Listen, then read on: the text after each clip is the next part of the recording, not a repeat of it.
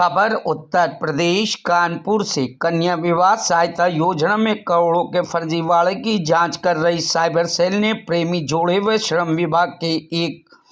सहायक लेखाकार समेत 6 लोगों को गिरफ्तार कर मामले का खुलासा कर दिया। का दावा है कि मास्टरमाइंड ने वेब पोर्टल के कमियों को ही अपना हथियार बनाकर सहायक लेखाकार, प्रेमिका व अन्य साथियों की मदद से रकम फर्जी लाभार्थियों के खातों में ट्रांसफर की और फिर अपने खातों में लेकर आपस में बांट दी। प्रेस कॉन्फ्रेंस के दौरान डीसीपी क्राइम आशीष श्रीवास्तव ने बताया, 1 फरवरी को श्रम विभाग से एक कंप्लेंट यहाँ जनपद कानपुर की साइबर थाना पे प्राप्त हुई कि उनकी साइट पे जो एक श्रमिकों की बेटियों की विवाह के संबंध में योजना चलती है, उस योजना में उनके जो डिजिटल सिग्नेचर्स हैं उन सबको बाईपास करते हुए कुछ फर्जी खातों में उस योजना के अंतर्गत जो एक बेटी की शादी के लिए 55,000 रुपये निकलते हैं, इस तरीके से श्रमिकों की 2 बेटियों की शादी के जो उसमें अनुदान था, ऐसे 1,10,000 रुपये ऐसे फर्जी खातों में चले गए और कुल लगभग 1 करोड़ के लगभग राशि इसमें गई है। इस सूचना के आधार पर तत्काल अभियोग पंजीकृत किया गया और इसमें हमारे यहाँ की 4 टीमें इसमें तत्काल काम करने लगी। इसमें आज सफलतापूर्वक इस पूरे घटना का अनावरण किया गया है एडीसीपी क्राइम और एसीपी क्राइम के नेतृत्व में। जो पूरी घटना है वो इस प्रकार से निकल करके आई कि श्रम विभाग में उन्होंने अपने मदद के लिए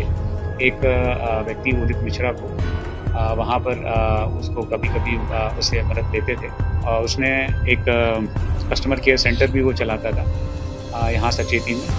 उसने चूँकि वो श्रम विभाग के साथ क्लोज कोऑर्डिनेशन में काम करता था तो उसको उनकी साइट में कुछ लूपहोल्स पता थे।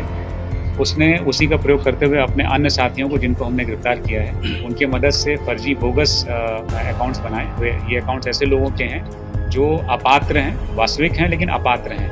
और उन बोगस अकाउंट्स के माध्यम से अपने एक अन्य साथी विनय तिवारी, जिसने इस जो पूरे जो सिस्टम है उस सिस्टम में ट्रेजरी ऑफिसर का डिजिटल सिग्नेचर लगता है,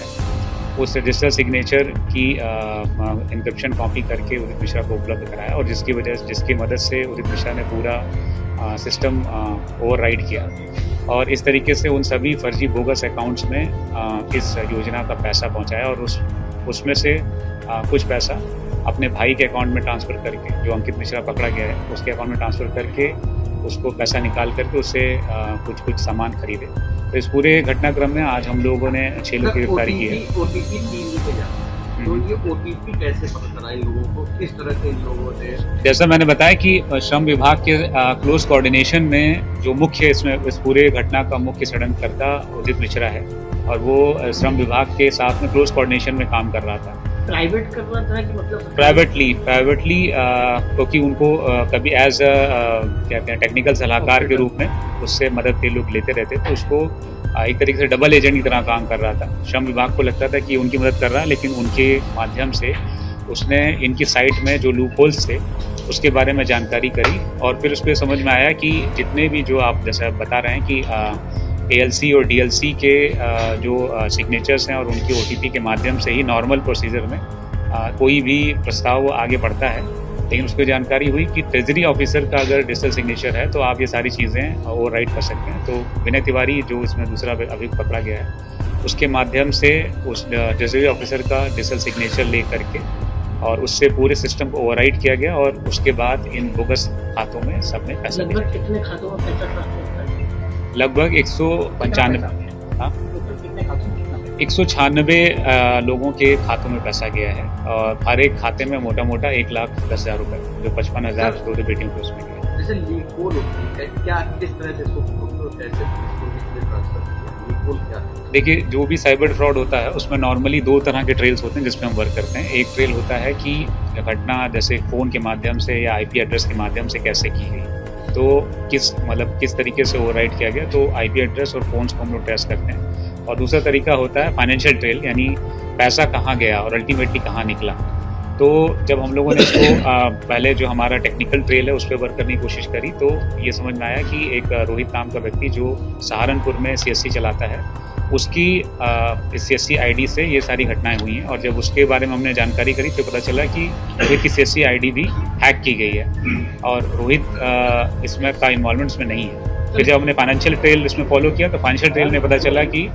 उदित मिश्रा ने अपने भाई अंकित मिश्रा के अकाउंट में सारा पैसा डाला था और उसमें से पैसा निकाला। तो फिर अंकित मिश्रा को जब हम लोगों ने फॉलो करना शुरू किया तो धीरे धीरे करके कड़ियाँ खुली। एक महिला महिला अभियुक्त भी पकड़ी गई है, इसका क्या रोल था?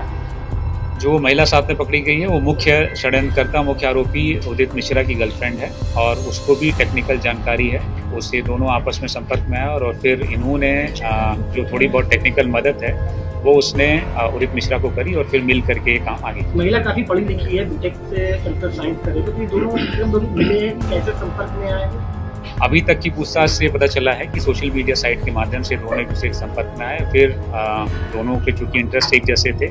इस वजह से लेटर ऑन जब उदित मिश्रा ने बताया कि इस तरीके से लेबर डिपार्टमेंट की साइट में कुछ कमियां जिसका हम फायदा उठा सकते हैं, नैन्सी ने भी अपनी बातें बताई और उसके आधार पे एक one question at a time, एक तरीके का।